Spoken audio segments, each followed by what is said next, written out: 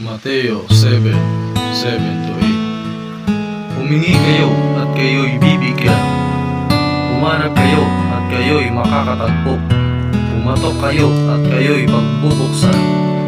Sapagkat ang bawat humihingi ay tatanggap, ang bawat humahanap ay makakatagpo, at ang bawat kumakatok ay pagbubuksan. Yan ang salita ng ating Panginoong Diyos na buhay. Amen. Hallelujah. Heavenly Father, we're so grateful. We're so thankful for this wonderful day. Hallelujah. Thank you for the sunshine. The sun is shining now, unlike the other days, Lord. But we thank you because you are sending rain to water down all the plants on the earth. We thank you, Father, for your goodness. And now the sun is shining. You are taking care of everything, Lord. You are in total control. Even though there are some anything that seems to be untowards, Lord, but we believe that your sovereign control. Yes, Lord. We thank you, Father, especially your eyes are now focusing on all your children, worshiping you and glorifying your name. Help us, Lord, and we invite your presence through the power of the Holy Spirit to come now and join with the fellowship as your people you inhabit on the precious of name. We give you praise and honor, Father, and this we pray in Jesus' name. Amen. Hallelujah. And now, today, ang atin pong Bible reading ay matatagpuan sa Gospel of Luke chapter 15 verse 11 to 24. I'll be reading the New International Version. At ganito po ang pagkakasabi nito, mga magulang, mga kapatid. Follow me and with understanding as we read through, because this is a continuation of our sharing of last Sunday. Kaya itutuloy-tuloy ko po, knowing the heart, the Father heart of God. Gaano ang kanyang pagtingin sa kanyang anak sa pamagitan ng ating Panginoong Kristo. The true Jesus Christ, we become God's beloved as His children. So, listen very carefully. Napakahalaga po na maunawaan natin ano ang turing sa iyo. Have you become a child of God? That is a good question. If you are, you should know the heart of your Father, Heavenly Father. Hallelujah. You cannot enjoy the goodness of God unless you know the heart of your Father. If your understanding about your Father is the other way around, I think you don't enjoy fellowshipping in the house. If you do not know really the heartbeat of your Father, even in your physical father, and nakikita natin na sometimes children do not really understand very well. Sometimes because of their, shall we say, a very young understanding. They can only understand the real heart of the Father kapag sila po ay naging matured na. So that's the time that they can really comprehend why the Father sometimes exercising discipline, sometimes exercising some restraint. By the way, next Sunday nga pala yung yung Father's Day, So, muntik na, naging tama kasi continuation ito of last Sunday, kaya itutuloy ko yung ating pagbabasa. So, turn your Bible to Luke 15, 11 to 24. The parable of the lost son. Jesus continued, there was a man who had two sons. The younger one said to his father, "Father, give me my share of the estate." So he divided his property between them. not long after that, the younger son, got together all he had, set off for a distant country, and there squandered his wealth in wild living. After he had spent everything, there was a severe famine in that whole country, and he began to be in need. So he went and hired himself out to a citizen of that country. He sent him to his fields to feed pigs. He longed to fill his stomach with the pods that the pigs were eating, but no one gave him anything. When he came to his senses, he said, "How many of my father's hired men had food to spare, and here I am starving to death? I will set out and go back to my father and say to him, Father, I have sinned against heaven and against you. I am no longer worthy to be called your son. Make me like one of your hired men." So he got up and went to his father. While he was still a long way off, his father saw him and was filled with compassion for him. He ran to his son, threw his arms around him, and kissed him. The son said to him, "Father, I have sinned against heaven and against you. I am no longer worthy to be called your son." But the father said to his servants, "Quick, bring the best robe and put it on him. Put a ring on his finger and sandals on his feet. Bring the fattened calf and kill it. Let's have a feast and celebrate. For this son of mine was dead and is alive again. He was lost and is found." So they began to celebrate. This is the word of God. Hallelujah. The purpose and the intention of this study that we have now is to figure out or to really understand the Father heart of God.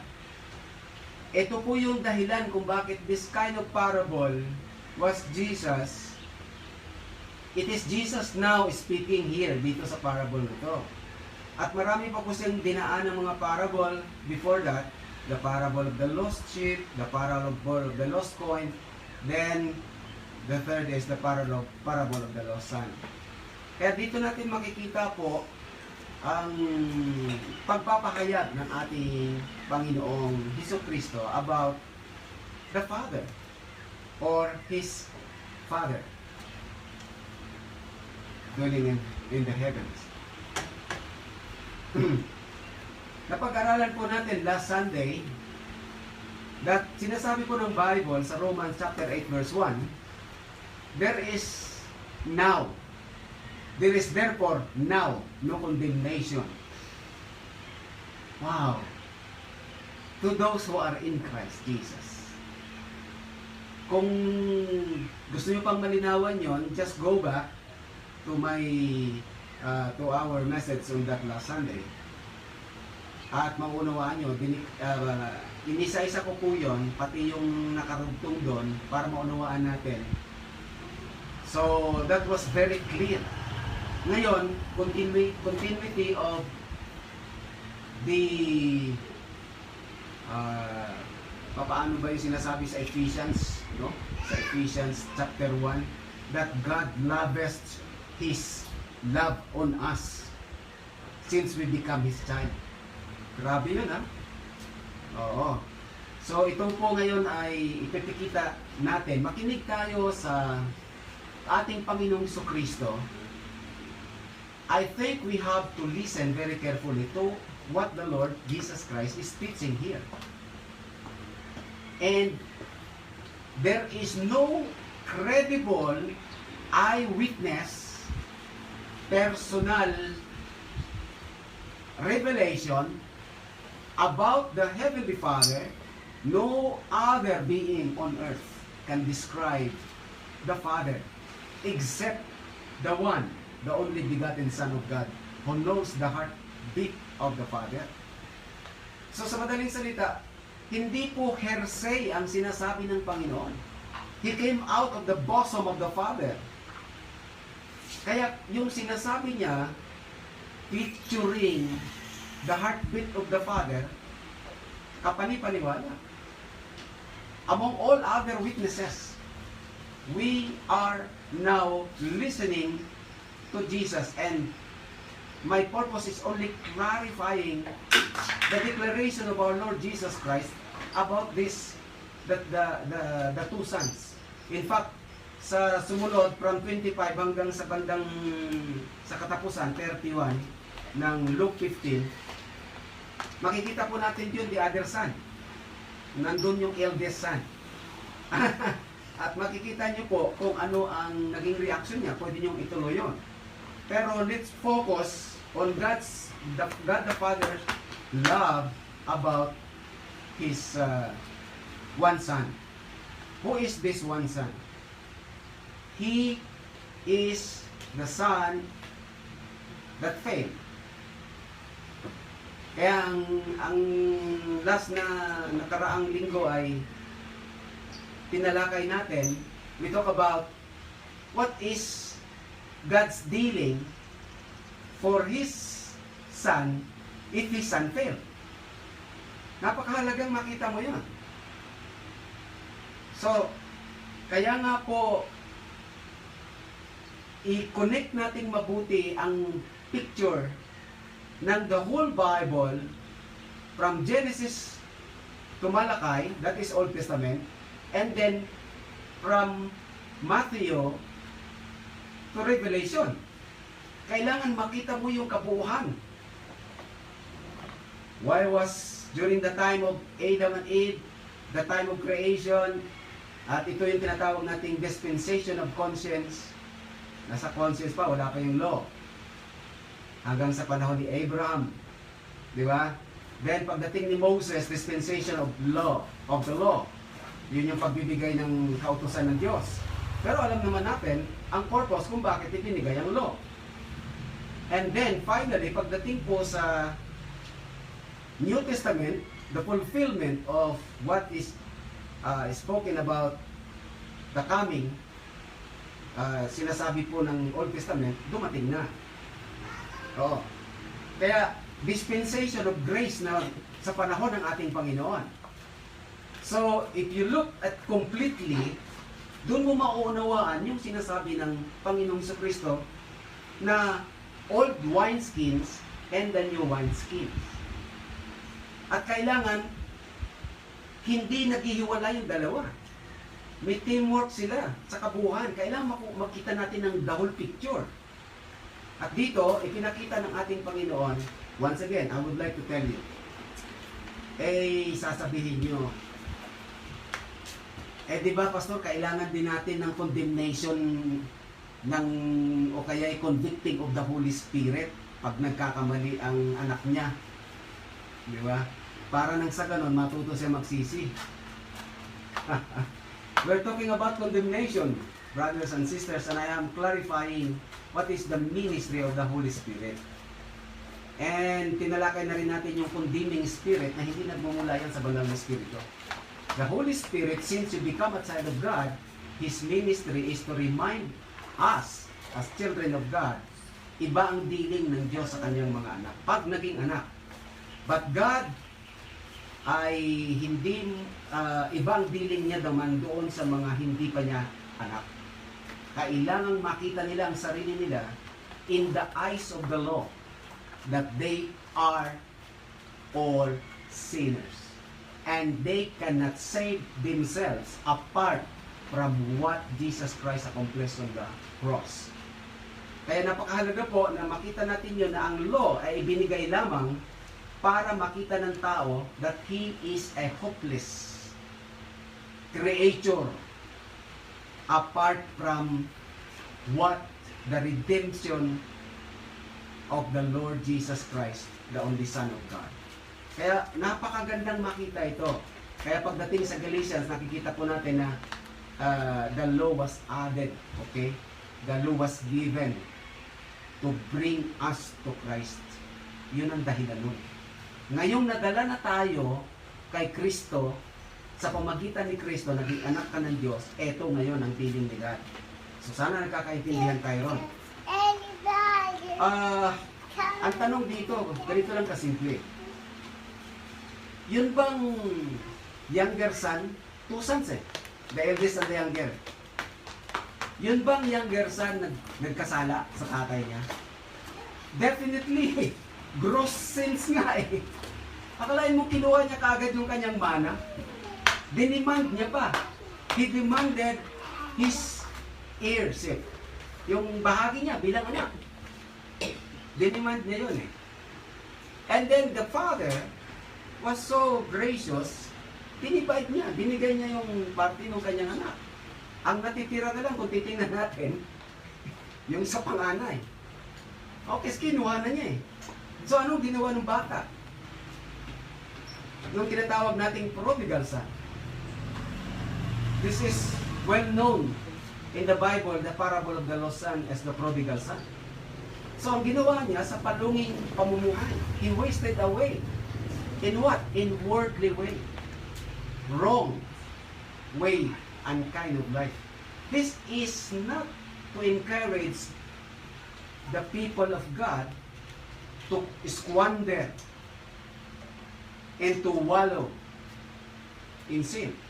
Nagkamali talaga yung bata. At alam po ba ninyo, bilang anak, naglulong yung father sa kanyang pagbabalik. Pero andun siya Nais kong ipaalam sa bawat isa, hindi siya pinasundo. Hindi nagpadala ng tauhan yung tatay niya. Ngunit hinintay niya yung anak niya na bumalik. See that? Pero nung makitang bumabalik yung bata, etong gusto kong makita natin, isa-isahin natin. Sabi ng Bible, nung ang batang ito ay nagutom, okay, the prodigal son was so starving, kumakain na nga siya ng pagkain ng baboy He came to himself, sa kanyang sarili, inisip niya, sabi niya, in my father's house there are so many food and even the servants of my father are eating well. So, ang tanong, hindi nga maganda yung motibo ng bata Because he only envy and he pity his situation that he, being a son, far away, anong nangyari? Gutom na gutom siya. Bakit? Mali yung pamumuhay niya Kaya sabi niya, pabira ako nagugutom dito, I'm starving here. While in my father's house, there are so many food and enjoy everything. And even those servants, they are not sons. They do not belong to the family. Servants. Eating wonderful food provided by my father. Kaya sabi niya, babalik na lang ako. Sabi niya ganon. Tapos sasabihin ko sa kanya, nagkasala ako sa inyo. May confession dun, Okay. In-acknowledge niya yung pagkakamali niya. Maganda. That's a good point. Pero alam niyo ba, is the son really acknowledging? Ang purpose niya, hindi dahil sa sasabihin niyang nagkamali ako And hindi niya sinabing, I violated my father Anong sabi niya nung nagugutom siya? Iinggit siya. He is envying of the father's servants eating well and he is starving there. So wala siyang sinabi na bagamat gumawa siya ng script. What was the script? Ito, ipapakita ko sa inyo When he came to his senses, maganda to. Nagkaroon siya ng realization. Yan ang ibig sabihin, he came to his senses. Pero tingnan mo, how many of my father's hardmen, verse 17, have food to spare, and here I am starving to death. I will set out and go back to my father and say to him, ito raw ang sasabihin niya. Nag-imagine na siya in his heart, in his mind, nang sasabihin niya, Father, I have sinned against heaven and against you. Wow, galing Maganda yung wording, ha? I am no longer worthy to be called your son. Make me like one of your hired men. So he got up and went to his father. On the contrary, sa kanyang script na sasabihin, nung siya ay pabalik na, bumalik na siya. Let's clarify, point by point, para maunawaan natin ang puso ng ating tatay sa langit. But while he was still a long way off, wala pa siya sa gate. Malayo pa. His father saw him and was filled with compassion for him. What a great description of the father heart of God. Sa palagay nyo, I will ask you a question, my dear brothers and sisters in Christ. Was the figure and the image of the son, of this prodigal son, is still the same when he left home from his father's house? Of course, being a child of a rich man, well-dressed, makines, di ba? Pero nung maghirap siya, ginutom, sa palagay nyo, pareho pa rin ang itsura niya? Is that the same image sa tingin mo?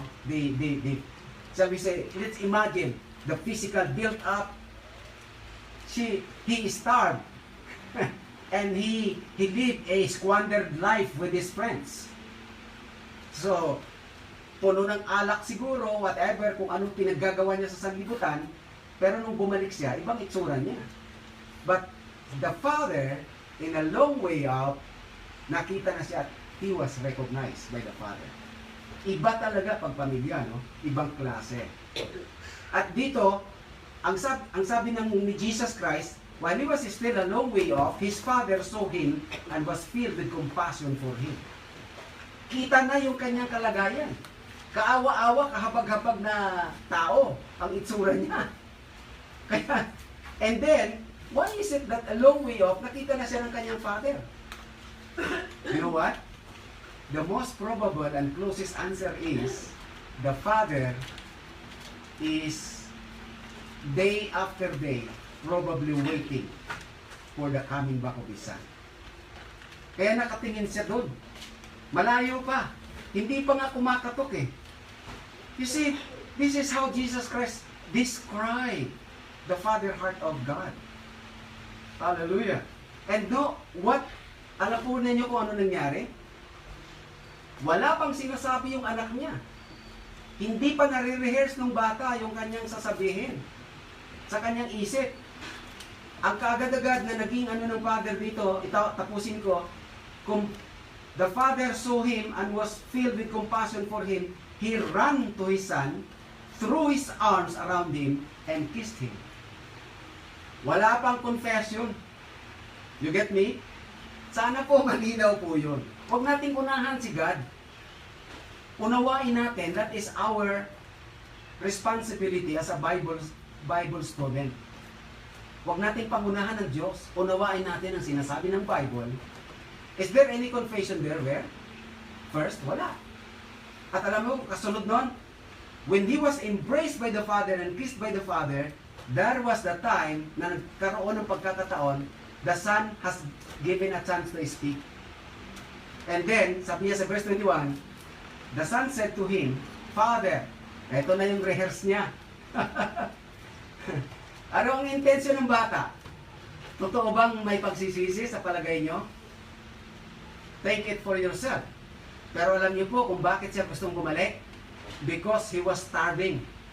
He is not saying na hindi siya talaga totoo na nagkamali ako, I violated my father, I live a squanderous life. Wala siyang sinabing ganon.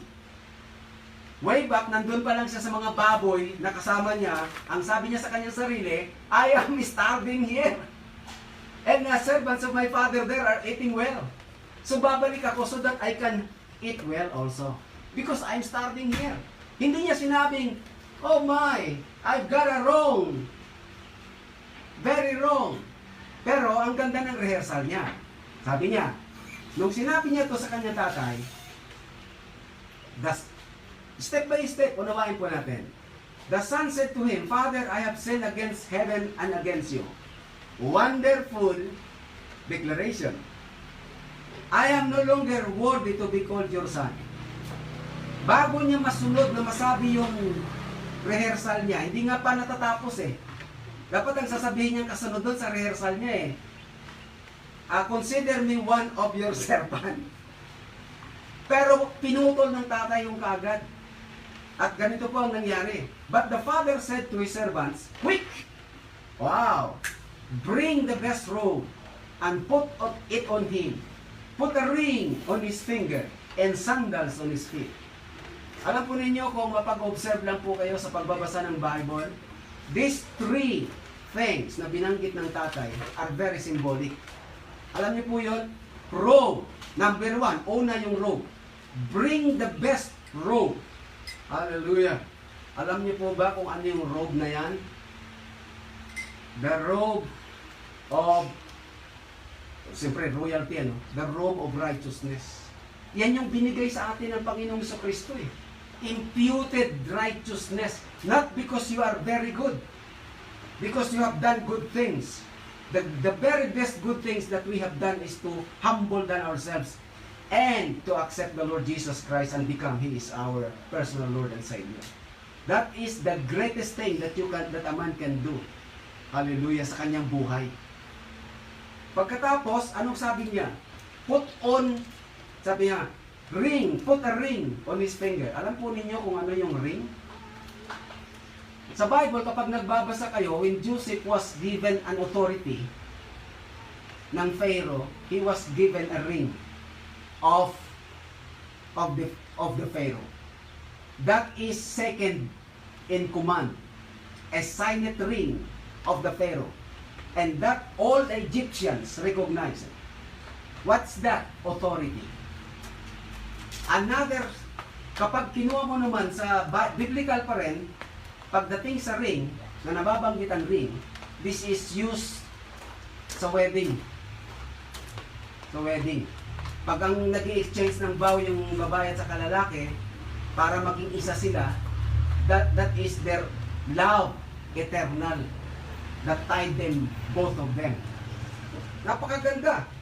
Pero ang nakikita ko po dito, that ring is not the symbol only by authority as a child of God. Again, it is also a signet of God's ownership because as a child of God. The love of God continues to His Son. At pagkatapos, sandals. Alam niyo po yung sandals? Siguro, ang dami na niyang kalyo. Siguro, wala na siyang pambili ng tsinelas niya o sapatos. Butas na yung sapatos niya, no? The shoes is already have a hole because of too much poverty. You know what? Put that sandal. Sabi niya. And how do you use sandal? When you stand, when you walk. Sabi nila, sandals of peace. Good. Tinatawag natin sa yung tinatawag na full armor of God. Pero alam niyo what? Dito sa pagiging anak, that sandal of sandal of what? Yes. Right standing. Standing now before your Father, we become righteous not because of right doing. Kasi you cannot satisfy the justice whole of heaven if God will only base on your good works. You will never satisfy it. Believe me. Hallelujah. Although I encourage that everybody, because that is the normal tendency of a child of God to live right. Because the heart was changed. The nature, the spirituality. Sometimes we fall, but that is no longer our lifestyle. Pero wag nating ibabase that you become acceptable, you become favorite of God because you are more righteous than other people. The fact that you consider yourself that you are more righteous than other people bring you down there because that is what? Comparing yourselves better than others. You make yourself default because that is bragging. That is a proud spirit. Pero yung righteous standing natin was given by the Lord Jesus Christ. Again, giving glory to the finished work of Christ, the cross of Calvary. That is, every child of God become acceptable to the Father. Pero ang standing natin ngayon, pare-pareho na tayong anak ng Diyos. Kaya wag na tayo magturuan. Finger pointing, no. Kung mag-finger point ka, ituro mo na lang siya sa ginawa ng ano. You go with the Holy Spirit, reminding, brother, God loves you, and God already washed you, and get up, let us walk together, moving from glory to glory towards our Lord Jesus Christ. Pagkaganda, di ba? Kaya nga yun yung sinasabi ni Paul doon sa taga-Corinthians eh. If you backbite each other, you devour each other, you will all consume, destroyed. And that is the work of the devil.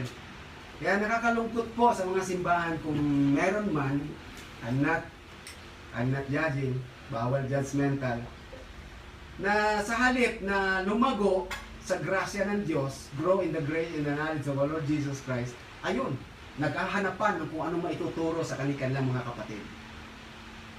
Kaya tuloy, yung pagiging asin na sobrahan ata, sa halip na templado, naging maalat. Hindi mo na makain. Kaya maraming na-o-offend. Kaya maraming na sabi nila, ang hirap maging Kristiyano. Ang dami kong mga nakikitang pagkakamali. Patay. You look at that? Pero if everybody encouraging, kagaya na sinabi doon na pagkatapos na sinabi ng sa Hebrews chapter 10, pag binasa yung chapter 8, 9, 10, spurring each other, encouraging each other. Sabi niya na going into the throne of God. And do not forget the assembling of ourselves sa verse 25, 10-25, as others do, and encouraging one another. Yan ang trabaho natin dapat sa totoo lang. Instead na naghahanap, yan, sinabi ko sa iyo, ang pangit na mukha niya, mukha siyang talong, wala na. That is not the way the church, because the church of God, washed by the blood, no one can boast of themselves, only boast Jesus Christ done for me. Ganon tayo kamahal ni God, mga magulang, mga kapatid. And, ito ang maganda. Sabi ko nga, kapag nakita natin ito yung tinatawag na bakit ganon ang ginawa ng Father. Hindi lang siya binigyan ng sandals, ng robe, ng ring. Sabi niya sa verse 23, bring the fattened calf and kill it, yung pinatabang guya or baka. Let's have a feast and celebrate. For this son, anak na siya, of mine was dead and is alive again. Natuto sa pagkakamali niya. Pero nung sabihin niyo, bumalik siya, pastor Tama, dapat lang. Yung anak, ikaw ba kapag nakita mong nagkamali ka, hindi ka mabalik sa Diyos? Some people say, there must be the conviction so that believe me, once again, gusto kong unawain nyo ang kaibahan ng old wineskins at saka ng new wineskins. Kapag nakatali po kayo sa old wineskins, lagi pong sasabihin nyo, ganito dapat. That is the old wineskins. Pero ang ginawa ng ating Panginoong Kristo and the description of our Lord Jesus Christ about the Father heart of God, tamang-tama to, Father's Day. Kaya sa ating mga anak, ganun din tayo, di ba? Pero ang layo, ang layo ng agwat natin sa heartbeat ng Father. Although He is most holy, absolutely. Kaya nga hindi matatanggap ang mga kasalanan sa langit Kaya nga gumawa ng paraan ng Diyos sa pamaraan ng Panginoon Kristo Dahil yun lang ang paraan. Absolutely. We will encourage to live a holy life. Pero ang tanong ko sa'yo, kapag ka nadapa ka ba, hindi ka bumabangon? Practically. Kapag nagkamali ka, nagkasala ka, hindi mo ba alam? You don't need a condemning or conviction of the Holy Spirit. Your conscience knows it because the law of God has been put in your heart. Kasi ang trabaho ng banal na Espiritu, mga kapatid, it's wonderful. He was called Comforter. He was called Guide. He was Teacher. He was a Parakletos in Greek that is called alongside with, aagapay sa'yo. And now, kapag ang anak ng Diyos ay nagkamali, hindi niya kailangang sumbatan ka. Dahil ang trabaho niya, hindi panunubat, kundi mag-comfort sa'yo at ituro ang anak ng Diyos. Tandaan mo, nahugasan ka na ng banal na dugo ni Kristo. All you need to do, get up, get up, get up. That's a comforter, encourager. That's the work of the Holy Spirit. Hallelujah! Grabe! Who condemns? The devil. The accuser. Who accuses us day and night in front of God. Trabaho ng demonyo yun. Kaya dinalakay ko po yun. The condemning ministry. It's not the ministry of the Holy Spirit. Kaya tingnan natin mabuti. Now, kapag ang isang tao mayroong tinatawag na condemnation sa kanyang puso, o kaya kinukonvict daw siya, ina-ascribe nila sa Holy Spirit, hindi nga yun ang trabaho ng banal na Espiritu. Kahit balikan niyo po yung pagpapakilala ng Panginoon sa John chapter 14, no? Na pagpapakilala, he will win, but he come, sabi niya doon, the Holy Spirit will convict the world. Meron ako niyan. Nasa YouTube na. I encourage you to, aside from this live streaming, mag-subscribe kayo para madali nyo ma-view. Sa YouTube, type nyo lang yung Body Maravilla, makikita nyo po doon. And then, I will be very happy kung magka-teamwork tayo. Mag-subscribe din naman kayo para nang sa ganun, nadagdagan pa at dumami ng dumami ang mga viewers natin. Napakaganda po ng mga presentations natin doon. So dito, they began to celebrate. Hallelujah. Sino yung bumalik? Unbeliever ba? Hindi po, anak siya. There is great rejoicing. At ito po ang nakakatuwa. Kapag ginigiit pa rin ng iba, yung tinatawag na kailangan pa rin ng para may feeling of guilt, kasi pag walang guilt yung tao, hindi raw magsisisi. Sabi ganon. Alam nyo ba, kailangan siguro baguhin na natin ang understanding natin na kaya magsisisi siya dahil guilty siya, no? Parang ganun yung mga Pilipino, kanya ba yun? Kapag ka hindi guilty, hindi na nahihiya. Pag hindi mo binanata ng guilty feeling, hindi na siya matutumahiya. Pag ginawan mo ng kabutihan, hindi siya nahihiya. Ganun ba yun? Na ang ganda ng ginagawa mo sa kanya, tapos unless na pamukhaan mo siya sa kanyang mali, saka lang siya mahihiya. Ganun ba yun? Or sa paggawa ng kabutihan, mahihiya yung tao. Nasanay kasi tayo na unless na lang na tayo ay parang pako na pag pinupok sa kanang tatalab no? Ang kapal. Yung parang makapal yung yung balat dito sa mukha. Hindi tinatablan ng mabubuting gawa, no? Na dapat gumanti rin siya ng mabuting gawa. Iba si Lord iba. Ang ways, sabi niya sa Isaiah 55 verses 8 and 9, my ways are not your ways and my thought is higher than your thoughts. Hindi nasanay tayo doon sa paraang makataong sistema no? Pero mas maganda na makita po natin ito sa paraan ng Diyos, no? Na sa kabutihan ng Diyos, sa lahat ng ginawa niya, sa lahat ng ipinakitang kabutihan ng Diyos, matuto na tayong mahalin ng Diyos. Hindi rin na kasi namimilit ang Diyos Love begets love. Ganun ang Diyos. He loves, ipinuhos niya ito, timba-timba, drum na na pagpapala. Hindi mo siya mamahalin. Or mamahalin mo siya dahil tinreten ka ng law. Ibang klase yun. I would rather love my loving Heavenly Father out of the abundance of my heart because of the goodness na nakita ko sa ginawa niya sa akin sa pamagitan ni Kristo Jesus. Yung mga tao lang na saka lang sila matututo kapag ka sila ay nahuli na ng batas, saka lang sila natututo. Trabaho ng mga sanggano yun eh. Di ba? Yung mga nagnanakaw,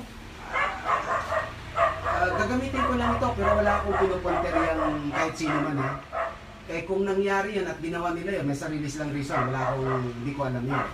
Pero wala akong nakitang nagnanakaw na nung kahit na mga kidnapper na kahit na pinakamasamang tao, na kapag nahuli na sila at hawak na sila ng batas, nagyayabang pa. Nagyayabang pa. Alam mo lahat, pati mga mamamatay tao, parang napakaamong tupa pag nahuli sila. Ugali kasi ng mga sanggano yan eh. Na sasabihin ng iba, ba't mo ginawa ito na hinold up mo, nagnakaw ka? Kasi po, ganito po. Kung ano-ano ang mga dahilan, na akala mo hindi makabasag ng baso, na makabasag ng pinggan. Pero alam nyo, noong mga panahon na nasa kamay nila yung kanilang biktima, tinututukan nila ng barel o whatever, sobrang tapang kaya nila. Diba? Sobrang tapang nila. Talagang papatay sila kung di na kailangan. Pero pag nahuli na sila, ano sasabihin nila? Kailangan lang po, wala ko kasing makain mga anak ko. Katwira pa yun. Nakakahiya. Kaya sabi ko, ini-encourage ko na yung mga sanlibutan na hindi pa nakakilala ng lubusan talaga, magbago na, tanggapin nyo si Kristo. At hayaan nyo maghari si Kristo sa buhay nyo. Dahil doon, magiging iba na yung takbo ng puso nyo. Magiging maganda, magiging mapagmahal kayo, may respeto kayo sa inyong kapwa. At gagantihan nyo ng pag-ibig ng kabutihan ng Diyos. Yung mga kawawang biktima nila, wala namang kasalanan sa kanila yun eh. Sa totoo lang eh.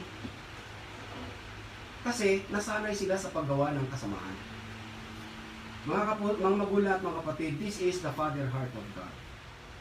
I appeal to the fathers. May mga anak kayo na pasaway. Unang-una, sinasabi ko nga, sa umpisa, habang bata pa, hubugin nyo na silang tama. Parang sa ganun, lumaki sila ng tama. Pero kung naging pasaway yan, baka may bahagi ka kung paano mo sila hinubog ng bata pa. Baka napabayaan mo sila, kaya lumaking pasaway. Nasa iyo yan eh. Mula pagiging innocent niyan hanggang sa nagkaisip yan, lumago yan sa pamagitan niya eh. Kaya kung anong maging bunga niyan, may bahagi kayo dyan. Kaya nga tinatawag tayong parents eh. Pero kung sakaling dumating sa punto, tao lang, may mga anak kayo na pasaway, may mga anak tayo na talagang nawawala sa lugar. Panahon na siguro para tingnan nyo rin to kung paano bilang anak. Love them, embrace them, forgive them. Hindi naman nawawala eh, di ba? Hindi naman nawawala ang pag-ibig talaga ng magulang sa mga anak eh. May kasabihan nga eh, yung daw anak pwede magtakwil ng magulang, pero yung magulang hindi kaya magtakwil ng anak. I hope totoo talaga yan. I just don't know, naririnig ko lang po yan. But back to the Bible, alam po ninyo, this is it. Mahirap paniwalaan kung minsan because nasanay tayo sa old wineskins. Now, nasa new wineskins na tayo. At alam niyo po ba, kapag binasa niyo yung kabuuan ng The Prodigal Son, the eldest son, mukhang hindi makamove on. Hindi siya makamove on. Hindi siya makapaniwala. Ang sabi niya sa tatay niya, pambihira, sabi niya, pagkatapos kinuha ng ganito, magkapatid sila eh. Tapos yung anak mo na yan, parang hindi pa nga tinuring eh. Yung anak mo na yan, sabi niya, ganito ginawa. Pero ang sagot ng tatay, nako, sabi niya, anak. Sabi niya, eto, 31 yung last verse. Sabi niya, my son, the father said, you are always with me, and everything I have is yours. Pag-aari mo lahat ng naririto sa akin. Bilang anak ko. Sabi niya ganon. But we had to celebrate and be glad because this brother of yours, was dead and is alive again. He was lost and is found. Ang ganda, no? parang hindi makaget by yung na anytime pwede siya magpatay ng baka, pwede siya mag-celebrate, pwede siya kasi lahat ng iyon pag-aari nila ng tatay mo bilang anak sa kanya rin. Tapos na parang nasa old wineskins pa siya. Nasa old wineskin. So, this is the message for today na know the best at saka tandaan nyo. Meron pa ako nakalimutan. I would like to, eto, tandaan nyo po ito, napakahalaga nito. Yung tinatawag na kapag hindi ka kinonvict sa kagalang magkaroon para magsisi ka, mali po yun, sinasabi ko sa inyo. Para pag nakonvict mo yan at naka-feeling guilty na yung tao, matutong magbalik loob sa Diyos. Eto, kung totoo yung ganyang sistema, eto, nung nagkasala sa Eva at saka si Adan, there was a new feeling na kanila pong naramdaman. They feel guilty because they knew they violated God. Wala pang grace nun, ha? What is the first action na kanilang ginawa? Nagtago sila. Because they knew that guilty feeling drives them out away from God. Nagtago sila. Hindi kagaya nung may assurance ka bilang anak. Sa kanila, lumayo sila sa Diyos. So kung yung katwiran, kailangan magkaroon ng guilty feeling para matutong magbalik loob sa Diyos. Mali. Love begets love. Kabutihan ng Diyos, nag-aantay ng kabutihan na gagawin din natin mga tao bilang mga anak niya. And the devil knows. Kaya nandun siya sa gitna. Gumita yung ng Diablo doon kay Eva at kay Adan. At nahiwalay sila dahil sa kasalanan. Kaya nga pinadala ang kanyang buktong na anak para mga tao may balik sa kanya. So, this is a beautiful picture of the heart, the Father heart of God.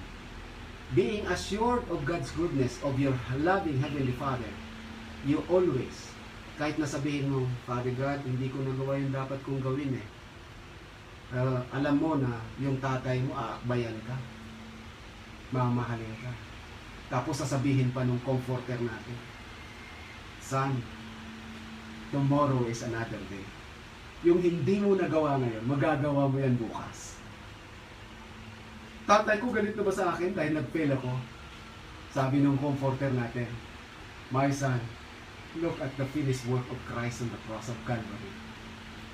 Hindi ka nga katanggap-tanggap nung hindi ka pa anak Ngayong naging anak ka pa. The righteousness of our Lord Jesus Christ is the one that the Comforter always reminds us. If there is any conviction na gagawin ng banal na Espiritu, He will function according to the purpose why He was sent. Hallelujah.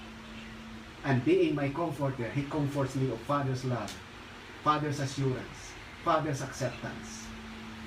And it give me the power to do it. To love God more, to serve more. Hallelujah. That is the attitude of the heart of God. And my heart responds to that wonderful relationship between Father and Son. Relationship in God's family. May you be blessed more and more. The more you understand the new wineskins, the gospel of grace. Kaya nga tinawag natin na ito ay dispensation of grace. Tapos na pong ipinakilala ang law para madala tayo kay Kristo. Live according to what God's calling for you. Mahal po kayo ng Panginoon at mahal na mahal po kayong lahat. Keep on learning, keep on studying your Bible, and keep close to God always. Do not allow the condemnation of the devil to drive you away from the presence of your loving Heavenly Father. God bless you. More power. Hallelujah. Kung kayo po ay napagpala sa kapahayagan ng salita ng ating Diyos na buhay, welcome po kayo na mag-subscribe sa aking channel para maging updated kayo sa mga susunod pang video na ating tatalakayin. Welcome din po kayo na i-share ang video na to para ma-bless rin po ang ibang tao. Maraming salamat po. God bless you all.